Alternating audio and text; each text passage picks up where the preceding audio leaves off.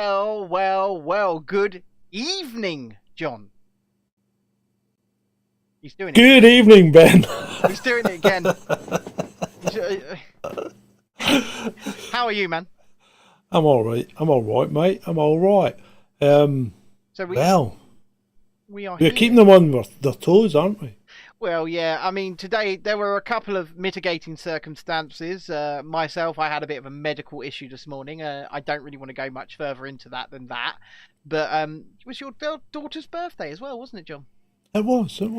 Did you have a good time? Yes, we did have a good time. And did she have a good time? I think she did have a good time, and she enjoyed her presents. Okay, presents. Oh yes, because one of them presents got stolen by DPD, didn't it? No, we actually got it. It came. It came. It turned out, ironically, it was coming from France. The place where you lived, and I'm going next week. I know. You just can't make this shit up. You've gone up in the world a bit. You're drinking from what appears to be a plastic glass. Yeah, as opposed to just the can. Yes, it's a plastic cup that I got from Burger King. Because I've got a question for you, actually, John. Do you remember when fast food used to be, fast? Cheap, well, not just fast, but cheap. The cheap, shitty alternative, right? Because listen, mate. You have no idea how expensive fast food is until you've been to Denmark and Sweden. Okay, well, you say that. I got Burger King for 5 people, yeah? For 5 people. Yeah. 3 adults and 2 kids meals. Mm-hmm. Cost me £45. That's nothing. Still, £45. Yeah, I know. Listen, mate, we had a meal each, take out, right, from a burger joint in Sweden, and it came to over €60 for 4 of us. Jesus Christ. Yeah. The only reason we went for Burger King is because it's new. We haven't had a Burger King in our town for about maybe 12, 13 years. It shut down, and one finally reopened in our town 5 days ago, and Dexter, my son, has been banging on about it. We need to have the Burger King. We need to have the Burger King. We need to have the Burger King. Because of my situation today, I was in no state or mood to cook. So I said, right, fuck it. We'll have the Burger King. I took him down there. And £45 later. That's a lot of money, isn't it? It's ridiculous. It's ridiculous. And I mean, yeah, sure. They'd run out of cardboard cups, so we got these really nice plastic ones instead with our fizzy drinks. And do you know what? Actually, I think for £45, they should give these out every fucking time. Because hold on a minute. That's a Coca-Cola cup. It's a Coca-Cola frozen cup. Yeah, but isn't Burger King Pepsi bunch? It used to be. Nope. Yeah, well, they used to be, yes. Now they're Coca-Cola. KFC is still holding on to that Pepsi. But also, the thing about KFC, right? They don't sell full sugar at all. You can't have it. You can't pay extra for it. There's no choice to have it. You have to have the shitty aspartame-filled diet shit. You got no choice. And that really annoys me because you're supposed to... We're supposed to be adults, and it's little things like that. It's like nannying you, isn't it? Well, nanny state. Well, yeah. Come on. But when KFC's getting in on the act, and I mean, for Christ's sake, KFC in the Czech Republic will sell you Guinness. But KFC in Prague, you can get Guinness. But KFC in the UK, you can't get a sodding Pepsi. Yeah, it's pretty poor. Yeah, McDonald's over in France. I can go and get a Kronenberg 1664 at most McDonald's. I can get a 1664 with my fucking Happy Meal, and I've done it before. I'm just saying. Says 64. Anyway, John. Anyway, yes. Have you introduced the show yet? I haven't, and I'd like to thank everyone for attending. All 2 of you. to this episode 131 of Chasing Dissent Live this Friday evening, or whenever time you're watching it back. Yes. If you watch it back. Thanks for attending this, and welcome one and all to this show from me, the man formerly in the van and now hunkering in the bunker, and from Ben on this battered west and east and south coast of this land we call England. Oh yeah, my gazebo's down the other end of the garden, upside down. Cool. At least it's still in the garden. Yeah, it is still in the garden. I don't know how much longer it will be in the garden, but I took one look at it, and especially after how I've been today, I went, yeah, I'll do it in the morning. I'm not doing that. But so now that we've introduced the show, there is the question. You know what the question is, don't you? Do you have a list? Do you have a list, John? Yes, there's a list, Ben. Of course there is. Run VT, old boy. Okay.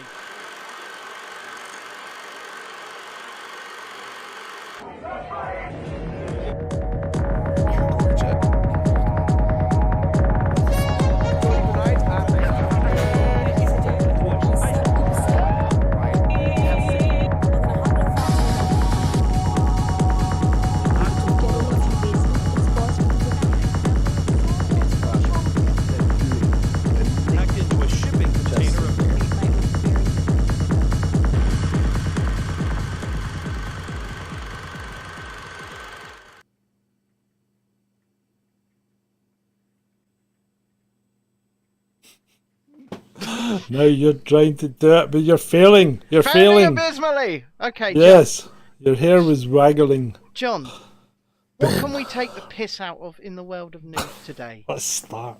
Let's start with Mr. Putin and his Annex buildings. Ah, yes, here we go. Look, Putin claims annexation of 4 Ukrainian territories in Kremlin ceremony. That was just a few hours ago at the time of recording this.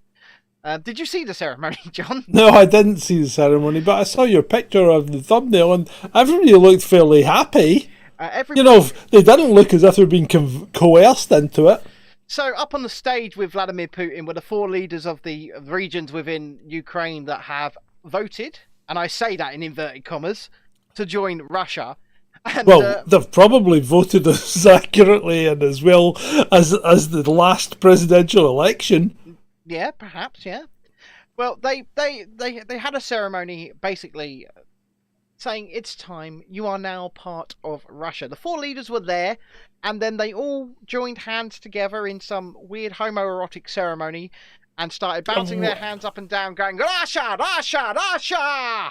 Was that not some kind of, all for one and one for all type thing? Yeah, pretty much, yeah. Yeah. Cool. Yeah. So, what does this mean, John? Well, what does this mean? Ultimately, I'm not sure, because this was going to happen. Yeah. Right? I mean, since he said they were going to have a vote, you knew it was going to happen. Yeah. He did almost exactly the same thing in Crimea. Yeah, and the West did bluster, posture, yeah. and then okay, get on with it. So what are we going to do this time? Are we going to do bluster, posture? I mean, Boris Johnson's already went on, we stand with Ukraine. No, we don't, fatty. You might, but we don't. We don't. And these people need to start listening to us. I don't give a fuck about Ukraine in real terms. Well, the thing is, I really don't. Let them get on with it. Let them sort their own affairs out. Yeah? If people are dying, I abhor it, right? I cannot condone people dying on either side, right? But ultimately, I don't care what happens in Ukraine. I don't care how it pans out if it doesn't affect me. And that might sound selfish, but at this point in time, we've got bigger fish to fry than helping out a tuba actor who's running a CIA propped up regime in one of the most corrupt countries in Europe. Wow, just tell us how you really feel there, John. Yeah, I don't know where that one came from. he did a me. He did a me. But for the most part, John, I completely agree with what you have just said there. And it's not that we don't care about we've always said we stand with the everyman, right? Yeah. The man that's going out and trying to earn a day's wage and is being absolutely bombarded by all this bollocks. And that's in Ukraine, that's in Russia, that's everywhere. What we don't care for is, like John said, a 2-bit actor and his government playing war games with a mad fucking psychopath playing war games on the other side. And everyone getting caught in the middle of it. We don't care for those people. We don't care for Zelensky and his regime. We don't care for Putin and his regime. What we do care for, ultimately, and like John said, it may well sound selfish, we've got children. We've got spouses. We've got to keep a roof over their heads and food in their bellies. And as you said, John, it may sound selfish, but my kids, my family, my wife, my home come first. Yep. It's as simple as that. It's as simple as that, Ben. You're correct. So then, in response to this, what happens is Zelensky, publicly on a table in the middle of what appears to be a square, signs an urgent application for NATO membership. Yeah, he does. I am going to flick to that slide now. Yes, do that. I know. Hold on, I know this. There we go. Look. There we go. There he is. Yeah, signing it on what appears to be some kind of bric-a-brac table. I was going to say that looks like one of the tables I have at the side of the couch there, just to put my coffee on. Yeah, it's like something that came from a jumble sale, isn't it? Yeah, but then again, look at the entire setup he's got there. The microphone and the mics. The mic stand looks like it came from Poundland. Right? Yeah. The microphone itself looks like it's a very, very cheap wireless one off Amazon. And Zelensky himself looks like he's dressed from the bric-a-brac shop. Yeah, well, he's dressed from the Army Surplus store, isn't he? Which he has been consistently all the way through this. And it must have been a blue screen when they did that street walk, because he was wearing green. What, you mean that street walk that was definitely not real? Yeah, the one where he wasn't really there. Yeah, the one where he definitely wasn't there. No, you're absolutely right. Once again, it's ridiculous. It looks like a setup. It looks. It's like step 1, step 2, Zelensky, and then step 3, Mr. Biden. Yeah, so we go on to the next slide. Yes. Okay. What's Mr. Biden saying? So Mr. Biden has publicly addressed Putin, right, and said, America is fully prepared with our NATO allies, to defend every single inch of NATO territory. Every single inch, Mr. Putin. Don't misunderstand what I'm saying. Every inch. Wait. Let me stop you there. Because as far as I know, and correct me if I'm wrong, but there is not one single inch of NATO territory within Ukraine. That's correct, Ben. But I may direct you to the previous slide where Mr. Zelensky was signing an urgent application for NATO membership. So what you're telling me is this. They will be a member of NATO by morning. Well, possibly. And then, well, you see, this is the thing is, right? Yeah. Russia's taken them before they were in NATO. Yeah. So are they really NATO territory if he's already annexed them? Well, see, this is the thing. This is the thing. This is why Putin, in my view, did this annexation, right? Because as far as he's concerned, it's still a special operation, right? It's not a war. Yeah. But if now Ukrainians or the Ukrainian army would like to attack these regions, they are essentially invading Russia, and that could be a declaration of war. And Mr. Putin will not be the one making that declaration. And it's a play. This is what he's planning to do. He's going to turn around and say, "Look, we had to go war. They invade Russia. They become Chinese." Look, they invade Russia, my friend. That's better. They invade Russia. Okay. So, well, the Russians have always been known to be good at chess. Well, yeah, of course. But this is what ultimately he is planning to do. He's ultimately planning to go, right, this is ours now. If you guys invade this, you're invading Russia. That's war. You declared it. So what he's also doing is calling for peace talks with Kiev. Yeah. Once again. Yeah, well, yeah, because he's done it before. He's done it before. And we were actually pretty close to peace, I thought, because both sides went back with a kind of agreement in principle, right? And Zelensky's mob went back to him, and Putin's mob went back to him, and it kind of looked like they had a kind of agreement in principle, and it was all set. And then Johnston appeared on the side in Ukraine, had a word in Zelensky's ear, and then the next thing, it's all toys are out the pram, and Zelensky's like, this is war. We're not taking anything. And then what Zelensky has done is decided to scare Putin. And the way he is scaring Putin is this: he's decided that his army of drones are not going to be manned back in the control center anymore. They're going to be controlled via the Force from Luke Skywalker himself, Mark Hamill. Isn't that right, John? That's correct, Ben, because Mark Hamill is indeed honoured to be an ambassador for the army of drones, and there he is on screen. Could it be any more wag the fucking dog? Could it? It's just like the Russian army. They're standing there. They're seeing the drones come towards them, and they're going, "That's Luke Skywalker!" Ah! And then you're going to see Putin wearing a big black cloak, aren't you? And now, young Skywalker, you will die. You will die. You will die. Oh, Jesus Christ!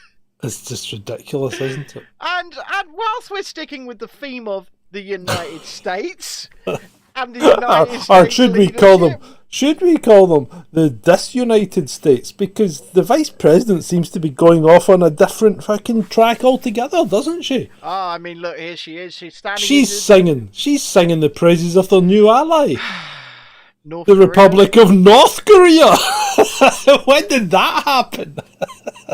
I mean, she's just standing there in the DMZ with them binoculars going, "Oh my God, it's so close, isn't it? Isn't it amazing?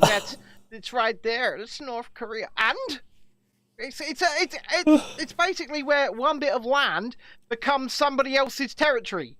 It's better than that. It's when she says the United States shares a very important relationship, which is an alliance with the Republic of North Korea. Yeah, well, remember... No, you fucking don't! Little Kim is always threatening to drop a nuke on you! Oh, I have rocket. My rocket fly. I'm a rocket man. Fucking unbelievable.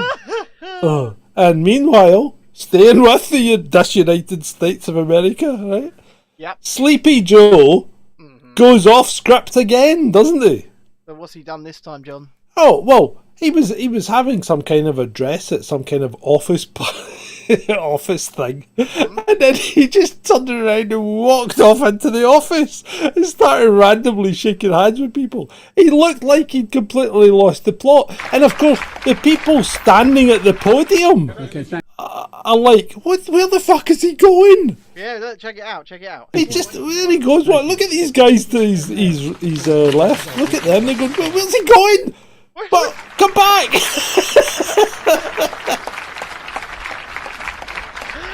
Come back, Joe! Come back, Joe! Go and get him! Go and fucking get him and bring him back! His Secret Service team must be going, "Oh, for fuck's sake!" Where's he going now? It's like they need an extendable lead for him now. They really need to put him in one of those extendable dog leads, because he's just lost it. I mean, look at him. In this still you sent me from the he just looks like a puppy that's just completely lost, doesn't he? Mm-hmm. I mean, at this point, do you just feel bad for him? Because he's not the man he used to be. And like I said in the last episode, or the second last, he used to be quite a switched on character. Very switched on. Racist, but switched on. Yeah. I know a bit of racism here and there. But anyway, but he's just lost it. It's like, oh my God, let the poor guy go. Put him in a home or something. Yeah. No. Yeah. And there's someone else that needs to be put in a home, isn't there, John? The Guardian's very own Owen Jones. So Tell now us he's about Owen. so Owen's not happy because I've started calling him the equivalent of a Nazi collaborator during the war. Hasn't he been calling people that for about 5 years? Well, you know what? You shall see. You shall reap what you sow. Will you not? I mean, I won't call him the equivalent of a Nazi collaborator, but to coin a phrase by one of our former colleagues back when I had a channel, Bert, we've got a problem. I would call him a snivelling shitweasel, and nothing more. Owen Jones is pathetic. He is pathetic. He is nasty. He is bigoted. He is everything that he calls others. And they're all the same. They're all the same. The far leftists. All the same. Indeed they are. I don't know what else to say about this little idiot. There's not a lot you can say about him, really. He's obviously feeling he's been left out of the limelight recently, and he's had to do something that will get him noticed again, whether it's good or bad, because any publicity is good publicity when you're Owen Jones. Absolutely. He's written books and stuff, hasn't he? Oh, I don't know. Did anybody buy them? I don't know. Are they self-published? Well, if anybody is buying what he's selling, I feel like you've been ripped off, and there should be a no-win, no-fee lawyer you can call. Just get your money back if you can. Although, more than likely, it's gone. Yeah. It's gone. And just like that, and getting money, Dr. Anthony Fauci, John. Dr. Anthony Fauci and Mrs. Fauci have had a windfall over the last couple of years. Yes, they have. From the New York Post, the gift that keeps on giving. Dr. Fauci and his and wife's wealth skyrocketed by $5 million during the alleged pandemic. That's pretty good, considering everybody else was losing money. Yeah, everyone was losing money, but well, Fauci, apart from politicians. The only thing that Fauci should be losing, in my opinion, is his freedom. Yeah. Fauci and many people at the NIH and other places should be behind bars. Peter Daszak should be behind bars. Dr. Anthony Fauci should be behind bars. Yeah, but I mean, as we discussed, these things never pan out. They never happen. You know, people never get held to account for these things because the big thing is the politicians turn around and go, well, we did what we thought was right at the time. We were acting in good faith. And okay, people may have died, but it wasn't really our fault because other people may have died if we hadn't done anything. And so just suck it up and get on with it. Yeah, just suck it up. I'll refer you to Oracle Films over on YouTube and tell them people to just suck it up. Because hey, but effectively that's what your government's telling you to that's what you've got to do. You've got to suck it up. You take one for the team, you did it for the good of the nation. Yeah. And then you get people. And including one of the people in that interview who said he would still have done the same thing, even though he lost his leg. Yeah, no, you're absolutely right. And so how can you get through to people when they still turn around and say, yeah, I'd still have done it though? No, you're absolutely right. And still, ultimately, our stance on all of this is you should know these stories. I tried to tell these stories personally way before Oracle & Co. did. I got 3 or 4 people actually came on my show when I was doing it from the shed, and I interviewed them in depth about their harms. Yep. This was my baby, then this was mine and John's baby, and I will thank Oracle and Jumbo for continuing our good work. Absolutely, like you did the other day. And Mark Sharman, who produced it. Absolutely, thank you very much for doing that. But people should know this, and there shouldn't be a risk of this documentary being censored. Well, there shouldn't be, but there probably will be. But the thing that gets me is it's too late now, right? Yeah. Because 18 months ago we put those interviews out. You need to be able to bring these things up when they happen. Yeah, well, right? Like I said, 18 months ago we put those interviews out. But if you can't expose these things as they're happening, right, then there's no opportunity to go back and save people's lives now. You know? Well, this is it. But if our governments and media wanted to be honest with the population, let's say honest, then they would allow both sides. They would allow both sides. They would. And people would then look at the risks versus the harms versus the rewards versus the loss and say, I know, I'll weigh this up for myself, and maybe or maybe not, I will take it. It's entirely up to you what you put in your bloody body. It's no one else's business. We go back to where we started the show with the nanny state. Mm-hmm. The nanny state knows best. Yep. And common antidepressants, John. Yes, common antidepressants that appear to be increasing the risk of heart disease by 34%. Interesting. Now that is actually quite interesting, because there may be a link here between some of these unknown cause deaths and maybe the rise in prescription of antidepressants over the last couple of years. That is very interesting, because it didn't just rise here in the UK, did it? It exploded. The use of antidepressants in this country during the lockdowns absolutely skyrocketed. And I think you'll find that's probably been the case in many other countries as well. So there may be a link there. There may be a link. I'm not saying it accounts for them all, but no. It may account for some. Yeah, and then you get things like, you're still getting things like the poor chap Coolio. Yeah. Age 59, unexpected. Yeah. Been spending most our lives living in the gangster's paradise. We've been spending most our lives living in a gangster's paradise. I've got that song in my head now, John. Yeah, well, there you go, mate. You'll be living there for a long time, or you won't. So yeah, and we're still getting people that are dying unexpectedly. Well, yeah, and the question now, right? So there is, and let's try and address this sensibly. Okay, there is a certain element saying that this is due to something else. Right? Yeah. But looking at Euromomo, which gives us the excess death figures, yeah, every country, bar Germany, right? But Germany's still elevated, but every country bar Germany is now down below average deaths. Yeah. So why has it dropped off? That's the question. I find it hard to understand. Did we stop doing something during the summer that's caused a lull in excess death now? We did. Well, and then have we started doing something now that may cause excess death to rise again? We have. I don't know.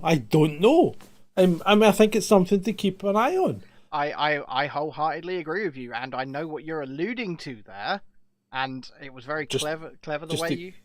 Just explaining the data and how I don't quite understand what's going on at this moment in time. Speaking of not understanding what's going on and data, Hurricane Ian. Well, Hurricane Ian's had a bit of a storm of a time, hasn't he? He's wiped out Fort Myers. Yeah, well, it really has as well. But you know what, right? Let's look at this sensibly. Florida's basically a sandbar.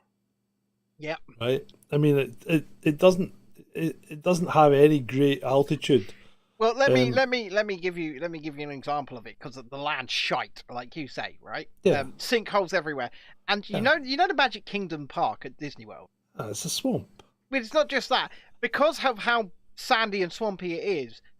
The park itself is completely raised up on the second floor, and they excavated completely underneath it, and there's an entire series of buildings and tunnels called the Utilidors, and they were built just to make sure that the park doesn't fall down. Yeah. So so one you've got us building on a sandbar. Yep. Right. In the middle of what is a hurricane zone. Yes. And to be fair, there was a big period there from about 2010 to about 2015, 16, in which we didn't get a lot of hurricanes. Yeah, no, you're But we absolutely should right. have, if climate change theory was operating Oh correctly. my we god, should have you seen the fucking CNN presenters? This is what climate change is. Don Lemon standing there in fucking good old Don Lemon standing there in Orlando, Florida, going, "This is all climate change. This is what happens when you ignore climate change." No, this is what happens when a hurricane comes along. And let's face it, this is not. It wasn't a powerful hurricane. I mean, it hit Fort Myers with a Category 1 strength or something. So that's basically just a tropical storm. But what's going to happen? So Hurricane Ian is heading towards us, isn't it? Well, but they always do. Hey, I live in Scotland. This is our weather. Yeah. Our weather is the arse end of every hurricane that goes up the west coast of America. Absolutely right. And that's why it